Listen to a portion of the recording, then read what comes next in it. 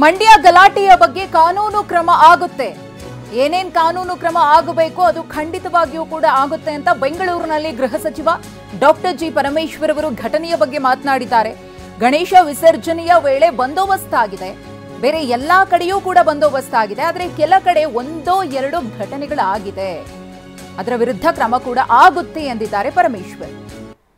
ಪರಿಸ್ಥಿತಿ ಎಲ್ಲ ಅವ್ರು ಯಾರು ಗಲಾಟೆ ಮಾಡಿದವರಿಗೆಲ್ಲ ಅರೆಸ್ಟ್ ಮಾಡಿದ್ದಾರೆ, ಏನು ತೊಂದರೆ ಇಲ್ಲ. ಆಮೇಲೆ ಗಣೇಶನ್ ಇಮರ್ಸ್ ಮಾಡಿದ್ದಾರೆ. ಆಮೇಲೆ ಸಣ್ಣ ಪುಟ್ಟ ಘಟನೆಗಳು ಆಗಿದ್ದಾವೆ. ಒಂದು ಕಡೆ ಅಲ್ಲಿ ಎಲ್ಲೋ ಒಂದು ಕಡೆ ಫ್ಲ್ಯಾಗ್ ತೊಗೊಂಡು ಬಂದ ಅಂತೇಳಿ ಅವನು ಸ್ಟ್ಯಾಬಿಂಗ್ ಮಾಡೋಕ್ಕೆ ಟ್ರೈ ಮಾಡಿದ್ದಾರೆ. ಮತ್ತು ಇನ್ನೊಂದು ಕಡೆ ಚಿಕ್ಕ ಮಕ್ಕಳು 3 ವರ್ಷ 4 ವರ್ಷದ ಮಕ್ಕಳು ಮೇಲೆ ನಿಂತ್ಕೊಂಡು ಉಗಿದಿದ್ದಾರೆ ಗಣಪತಿ ಹೋಗುವಾಗ.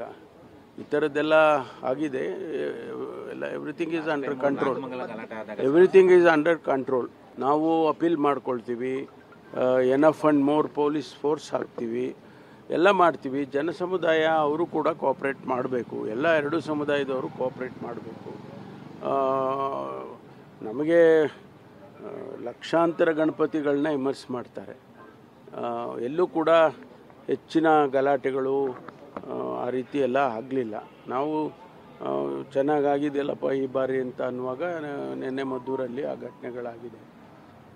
ಒಟ್ಟಾರೆ ಯಾವ ಕಾನೂನು ಪ್ರಕಾರ ಏನು ಕ್ರಮ ತಗೋಬೇಕೋ ಅವ್ರ ಮೇಲೆ ಖಂಡಿತವಾಗಿ ತಗೊಳ್ತೀವಿ. ಎಲ್ಲ ರೀತಿಯ ಕ್ರಮವನ್ನು ಕೂಡ ಮೊದಲೇ ತಗೊಂಡಿದ್ದೀವಿ. ನಾವೆಲ್ಲ ಮೀಟಿಂಗ್ಗಳು ಮಾಡಿ ಯಾವ್ಯಾವ ಜಿಲ್ಲೆನಲ್ಲಿ ಸೆನ್ಸಿಟಿವ್ ಆಗಿ ಇದೆ ಅಂತಕ್ಕಂಥದ್ದನ್ನು ತಿಳ್ಕೊಂಡು ಅಲ್ಲಿಗೆ ಫೋರ್ಸ್ಗಳು ಡಿಪ್ಲಾಯ್ ಮಾಡಿ ಇಡೀ ಜಿಲ್ಲೆ, ಒಂದು ಜಿಲ್ಲೆಯಲ್ಲಿ ಏನು ಫೋರ್ಸ್ ಇದೆ, KSRP ಇರ್ಬೋದು, ರೆಗ್ಯುಲರ್ ಪೊಲೀಸ್ ಇರ್ಬೋದು, ನಾವು ಬೇರೆ ಜಿಲ್ಲೆಗೆ ಡಿಪ್ಲಾಯ್ ಮಾಡಿಲ್ಲ.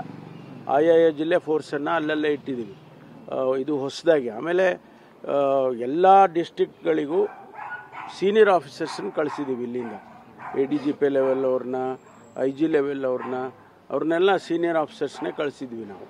ಈ ಸರಿ ಭಾಳ ಎಚ್ಚರಿಕೆಯಿಂದ, ಯಾಕೆಂದರೆ ಒಂದು ಗಲಾಟೆ ಆಗಬಾರ್ದು ಅಂತೇಳಿ ಆ ರೀತಿಯೇ ಆಗಿದೆ. ಈ ರೀತಿ ಒಂದೆರಡು ಮೂರು ಸಣ್ಣ ಗಲಾಟೆಗಳಾಗಿರ್ತಕ್ಕಂಥದ್ದನ್ನು ಈಗಾಗಲೇ ಸೂಕ್ತವಾದಂಥ ಕ್ರಮ ತೊಗೊಂಡಿದ್ದೇವೆ. ಎಲ್ಲ ಪ್ರಿಕಾಷನರಿಗೆಲ್ಲ ಮಾಡಬೇಕಲ್ಲ. ಪೊಲೀಸ್ನವರು ಏನು ಪ್ರಿಕಾಷನರಿಯಾಗಿ ಏನು ಬೇಕೋ 144 ಆಗಲಿ ಬೇರೆ ಬೇರೆ ರೀತಿಯಲ್ಲಿ ಏನು ಕ್ರಮ ತೊಗೋಬೇಕು ಎಲ್ಲ ಮಾಡ್ತಾರೆ.